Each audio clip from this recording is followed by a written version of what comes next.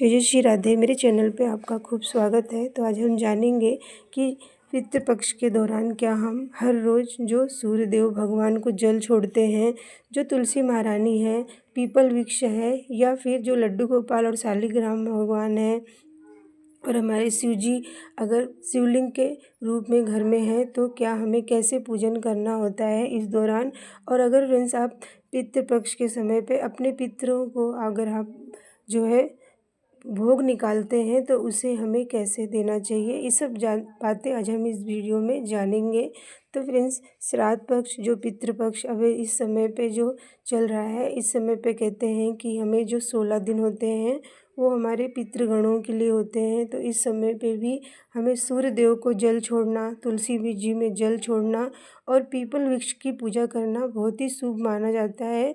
क्योंकि जब हम सूर्य भगवान को जो है काला तिल डाल के और जब हम उनको अर्घ देते हैं ना, तो इससे हमारे पितृ जो होते हैं वो उनको तृप्ति मिलती है। और तुलसी महारानी में हमें ज़रूर से इस समय पे जल देना चाहिए और संध्या के समय दीपदान करना चाहिए।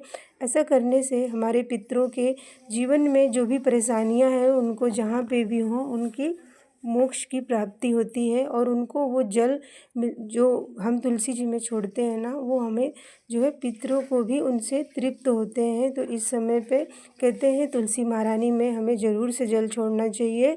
और अपने घर में जो भी जिस भी देवी देवता को आपने अपने घर में रखा हुआ है, इस समय पे अपने चाहे वो आपको कुल देवी देवता हों या जो भी भगवान को दैनिक पूजा होती है, और हमारे जो लड्डू गोपाल है ना, जिन्हें हर रोज़ उनको 3 बार भोग लगाया जाता है, उनको सुबह उठाया जाता है और फिर उनको सुलाया जाता है। तो इस समय पे लड्डू गोपाल को भी ज़रूर से उनका सेवा वही होना चाहिए जो आप रोज़ करते हैं। क्योंकि ये जो 16 दिन होते हैं, इस समय पे भी अगर हम जो है अपने घर में जो देवी देवता हैं उनका भी पूजन नहीं करेंगे ना, तो इससे भी कहते हैं अच्छा नहीं होता है। और शिवलिंग पे अगर आप जो है अगर आपने घर में शिवलिंग रखा है तो उस पर ज़रूर से काला तिल मिला हुआ जल या दूध ज़रूर से उनको अर्पित करें। क्योंकि शिव जी को भी अगर आप जल डालते हैं या उनको काला तिल चढ़ाते हैं ना, तो इस समय पे कहते हैं शिव जी बहुत ज़्यादा से प्रसन्न होते हैं और आपको पितरों को भी आपको आशीर्वाद दिया जाता है। तो फ्रेंड्स, अपने लड्डू गोपाल अगर घर में रखे हैं, शालिग्राम भगवान हैं, तो उनको आप हर रोज़ उनको जल से अभिषेक करवाएं और शालिग्राम भगवान को जो है काला तिल और तुलसी पत्र ज़रूर से चढ़ाएं। इस समय पे श्राद्ध पक्ष के समय पे कहते हैं कि पूजा करने से और जो भी घर में देवी देवता को आपने घर में रखा है उनको विधि विधान से उनका पूजन करें। उनको सुबह शाम जो जो भी जल छोड़ते हैं, जो लड्डू गोपाल हैं उनको भोग लगाते हैं, वो सब कार्य आपको पितृपक्ष के दौरान भी करना चाहिए। हमें इन 16 दिनों में अपने भगवान की भक्ति नहीं छोड़ना चाहिए। क्योंकि जो विष्णु भगवान हैं वो जगत के पालनहार हैं, कर्ता धर्ता हैं। उनका भी कहते हैं कि अगर आप इस समय पे सेवा करते हैं शालिग्राम के रूप में या लड्डू गोपाल के रूप में, तो भगवान विष्णु इससे आपके पितरों को बहुत ज़्यादा से आशीर्वाद और उनके जीवन में जो है बहुत सारे जो परेशानी है किसी भी कारण में किसी भी योनि में होंगे, तो उन्हें इस समय पे अगर आप पूजा कर रहे हैं तो उनको तृप्ति मिलती है। तो इस समय पे फ्रेंड्स, जो सूर्य भगवान है, चाहे शिव जी हैं या फिर आपके घर में तुलसी महारानी है, पीपल वृक्ष है ना, तो इन सब को आपको जल ज़रूर से छोड़ना है और अपने घर में देवी देवताओं की हर रोज़ पूजा करना है। संध्या के समय पीपल वृक्ष में आपको दीपदान ज़रूर से करें, या फिर दक्षिण दिशा की तरफ आपको एक अपने पितृगणों के लिए दीपदान कर सकते हैं। तो फ्रेंड्स, अगर आप अपने पितरों के नियमित भोजन निकालते हैं ना पितृपक्ष के दौरान, तो आपको सबसे पहले जो है ये नियम होना चाहिए कि जो भोग होगा उनका उसमें नमक नहीं होगा, हल्दी नहीं होगा। आपको जो है बिना नमक और हल्दी का कोई भी सब्ज़ी बना रहे हैं तो इस तरह से बना लें। आप अगर प्याज लहसुन खाते हैं तो पितृपक्ष के दौरान भी आप खा सकते हैं। आपको हर रोज़ जो है 4 रोटी बना लें, उस पर घी लगा लें, गुड़ रख के आपको सबसे पहले तुलसी पत्र रख के अपने पितरों को जो है भोग लगा देना है।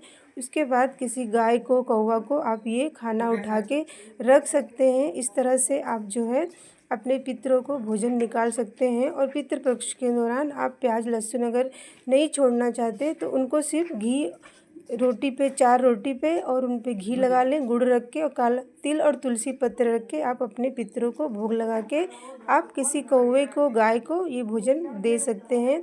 और फ्रेंड्स, अगर आप उनको कुछ ऐसे जो दही बड़ा होता है जो उड़द की दाल से बनता है ना, तो आपको उसमें छेद नहीं करना होता है, क्योंकि जो छेद किया जाता है ना, वो शादी विवाह में वो जो दही बड़े होते हैं, वड़ा जो उड़द का बनता है उसमें छेद किया जाता है। लेकिन पितरों के लिए नियमित आप उसमें नमक न डालें और छेद हमें नहीं करना है।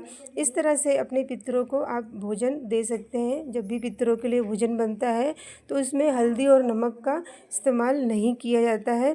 तो श्राद्ध पक्ष के समय पे फ्रेंड्स हमेशा ध्यान रखना चाहिए कि आपके घर में जो भी देवी देवता के साथ साथ अपने पितरों की अगर आप सेवा कर रहे हैं, उनको जल दे रहे हैं ना, तो आपको सूर्य भगवान जी को भी हर रोज़ जल छोड़ना चाहिए। लड्डू गोपाल हैं, शालिग्राम भगवान हैं, शिव जी हैं ना, उनको भी आपको रोज़ अभिषेक करवाना चाहिए, क्योंकि शालिग्राम भगवान जो हैं वो विष्णु भगवान जी के ही स्वरूप हैं। तो उनका शालिग्राम भगवान जी का, तुलसी महारानी का हर रोज़ उसमें जल डालना चाहिए।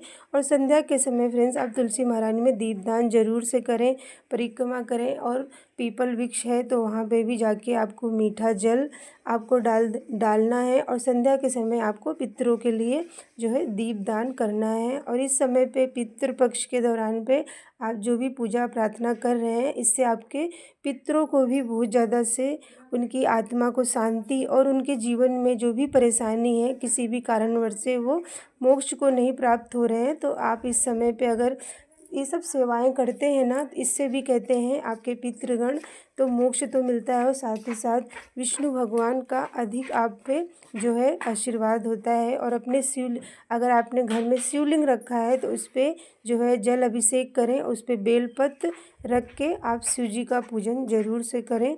तो फ्रेंड्स, इस समय पे पितृपक्ष के दौरान पे आपको इन सब बातों का ध्यान रखना चाहिए।